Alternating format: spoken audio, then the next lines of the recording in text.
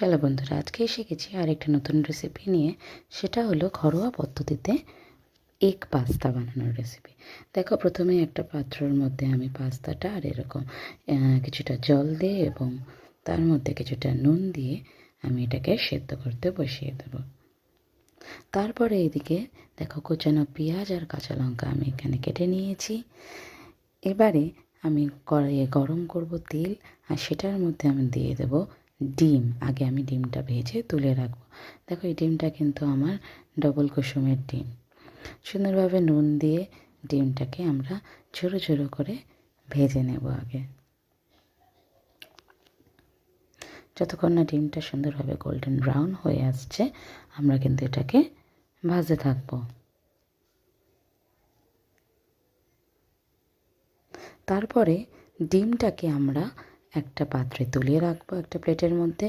তারপরে কিন্তু আবার তেল গরম করে তার মধ্যে সেই যে কুচানো পেঁয়াজ আর কাঁচা লঙ্কা ছিল সেটা আমরা দিয়ে দেব। আর ততক্ষণ ভাজতে থাকবো যতক্ষণ না সেটা কিন্তু গোল্ডেন ব্রাউন হয়ে আসছে।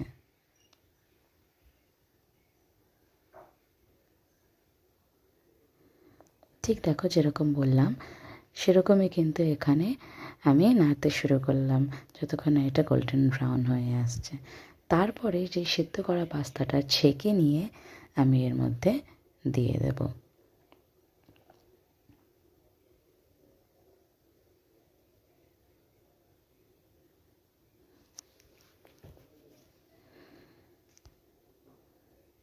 তারপরে কিছুটা স্বাদ মতো নুন দিয়ে, আগে যেহেতু আমরা পাস্তা বয়েলের সময় নুন দিয়েছিলাম, তাই এখানে কিন্তু একটু কমই দিতে হবে নুন। সেটা তোমরা ব্যালেন্স করে দেখে নেবে।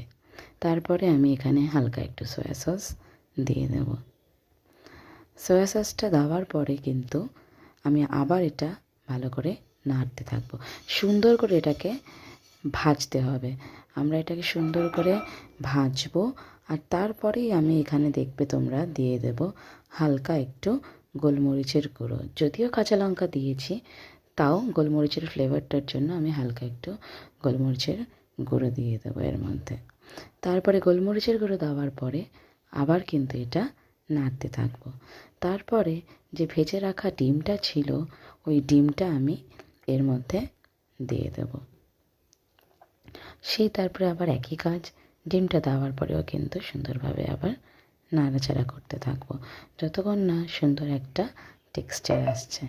সেই টেক্সচার আসার পরে আমরা কিন্তু এবারে এটাকে নামিয়ে নেব।